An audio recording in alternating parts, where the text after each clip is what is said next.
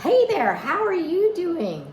So, Rebecca, it's you again. You answered the one, and I responded to your response, which was a great one for Stacy's question.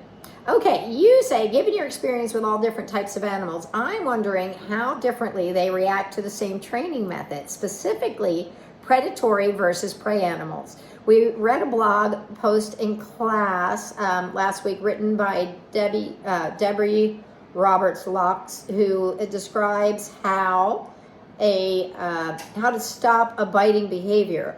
I won't get into the content of the article, but the mention that using food to motivate a horse is not a great idea, with her reasoning being that horses don't have to work for food naturally, so using it as a motivator to make them work will make them more mouthy, demanding, etc.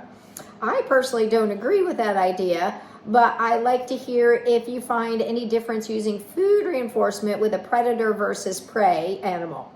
And okay, let's answer that one first. Okay, so basically, at work, in any training situation, operant conditioning is all the behavior we think of. When we think of teaching them to stand quietly, to load the trailer, to not bite, to canter to parts, or to get injections, or have their feet done, or to leading, all of that stuff is operant conditioning. We're teaching them to operate on their environment. Operant conditioning happens from the moment they're born. A baby starts trying to figure out, how do I get my food, and something in them drives them for food. It's a huge motivator in them.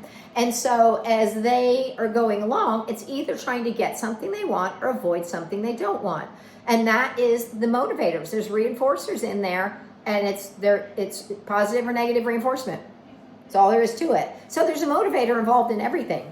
So if it's not and so let's talk about the two different types of reinforcers. There is the appetitive, meaning something they're seeking, something they want, something they like, something they desire. Or there's going to be the aversive, something they don't like, something they don't want, something they're trying to avoid. So that's positive and negative reinforcement. One's being removed, the removal of the thing they don't want. One is being added, the addition of something they do want. So there's always a reinforcer involved. There is. So we have a choice to make. Which way do we want to go with it? Now, one of the things, or in which case, what do we want to do? And there's varying degrees of that. I think that a horse who, doesn't like the trailer, and we say, can you just look at the trailer? It's great. Let's walk away. That's negative reinforcement. We said, we're going to leave the scary thing. Let's just walk away from it. We're going to feed you. Great. Now let's walk away. Take a deep breath, let our adrenaline come back down, and then we can come back to it. So there's various degrees of things, but there is a motivator involved in all of it, always. So, and ideally, when people, this is also another thing that people often think that, but we get away from the escalating pressure. Well, ideally, you're getting away from the food for every approximation too. I don't need food to get my horse's halter on. They're like, I love putting my halter on. Why wouldn't I put the halter on? They have all the good associations and good feels associated with putting their halter on. So it's been conditioned, just like negative reinforcement can be conditioned too. Like, I better do it or else the worst things happen or whatever. So I think that that's how good training works, is we're fading those tools, but we're creating emotional associations particularly that help them to want to do them or avoid them or whatever it might be. Okay, so now let's go back to your question about the prey and predator. One of the things that many, many, many people forget, all the animals at SeaWorld outside of orcas are prey. They're predator because they go eat fish, but they don't go think of like, I'm stalking the fish. It's just they go eat fish, but they spend more time looking over their shoulder about being eaten. I mean, that's what sea lions and horses are a lot alike. And so to me, they are training them is so much alike. But because we would take the sea lions also out in the park, we take them for walks. No halters, no lead ropes, on a bay, and they're intact bulls. But it was, people think that, just because they eat fish that they're not, but they spend all their time being afraid. Now, not afraid, but concerned about being eaten. Okay, the orcas are apex predators. That is a different deal. The apex predators, they don't even I couldn't even scare the baby whale when I was there. I noticed she never got startled, so I started trying, and she just like, woo, I love this. So I think that gets a little overrated. I think that one of the things that is very true about think about something like a dog, though. A dog who goes out, let's say a wolf or a wild dog or a wild cat, and they go out there and they go to find food. It is kind of a hunty mentality. And this is not really what the marine mammals, they just got their fish. They didn't really, they just go in fish balls and find schools of fish, like clumps of grass. That's what my analogy. But when the horses eat, if you watch them eat, they're not independent going out and hunting for their food. They're just eating together side by side, nice and relaxed. It's part of their bonding, actually. So what we want to do is, instead of, because we know that when we use aversives in training, to no matter what degree, it can be mild aversives in just, mild, or it can be punishment. It can be sharp aversives. And in any case, we neurobiology has taught us, particularly people like Jaak Panksepp and Robert Sapolsky, love them, but there's a lot of studies now, more and more all the time. This is a burgeoning time for the behavior world because of neurobiology coming along. But they found that when we introduce aversives, we really tend to light up more the part of the brain that's responsible for fight or flight. And so with that is more excessive in the cortisol area, because it's, what do I do with this? What do I do? Fight, flight, freeze, what do I do? What do I do? And when we use aversives, even at a mild level, it's been shown that it tends to activate that part of the brain. So with that, you do have more cortisol. When we're using food, we're activating something called the seeking system. And the seeking system is something they need. I think this gets dismissed. People think the seeking system, having food, having treats, it's just this little extra thing. It's as much as their survival as fight or flight. More so, because they have to eat first before they can do anything else. So, and it is part of their survival, is their seeking system is there to help them to find the things they want, they need to survive. And with that is, there tends to be more endorphins and dopamines and the feel goods. Again, it is a hardwired neurologic, thing in their part of the brain that is to help them know how to survive. So like they did a study where they blocked dopamine receptors in mice, and then they would feed the mice, and the mice would eat food if it was fed to them. Food was within inches of them. They could see it, they could smell it. They would not eat it without the dopamine receptors. They starved to death.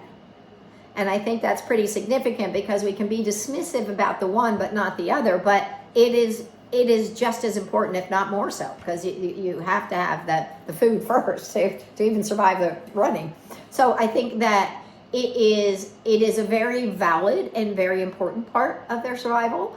And it is, and I think that it is also something that needs to be activated to help them for environmental enrichment, to stimulate all those things and to help them thrive in this human-centric world that we have chosen for them. So I think that it is quite fun to utilize the food, but it is as important as the other. And so I think it's using it strategically. It's typically the people who have not understood really about behavior on the sciencey side of it. I think that we often have kind of been misled about what that is. So I think that working with the food, I find horses and sea lions very, very much alike. So it's not, food isn't really different, and you're still using operant conditioning, whether you're using negative or positive. So it's still not all that different. And I think it's interesting that it gets so. I remember one person saying, "Oh, I remember when B.F. Skinner was all the rage," and you're like, "But you're using B.F. Skinner with traditional training, like it would dismiss it." Okay, and now your other. So I hope that helps. Your other question is, at what point are you able to stop reinforcing a behavior? Using the example of teaching your horse to stand with you without reaching for your treats and reinforcing him when he doesn't, when can you stop reinforcing that behavior every time he turns his head away from you? Does that then cause confusion because the previously reinforced behavior now doesn't elicit a reward? I feel like there must be a time to stop, or else you would just stop. You're constantly feeding. Yes, and just like I touched on this without kind of knowing your next part of your question, but Becca, it is the same kind of thing that you, ideally what we're doing, when we're doing behavior and training correctly, we're building up an association. We're building up a response. We're building up a reinforcement history with that response.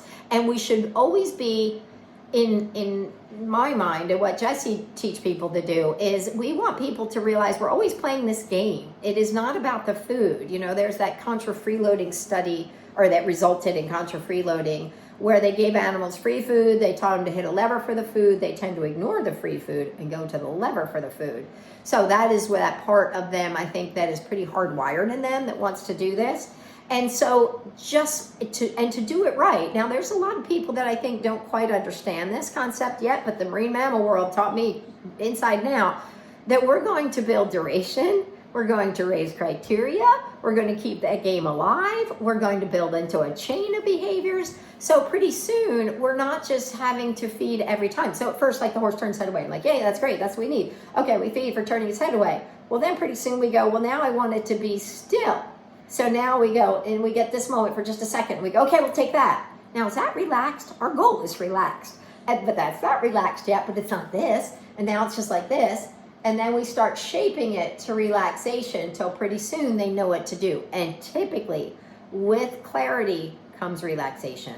So they know what to expect, and we got them playing the game, we built up the criteria, and it becomes the conduit for the next part, and the next part, and the gateway behavior. And so we definitely want to be building those things all along. People could ride Minty. Minty is a horse I got from John and Beezy Madden. He was young.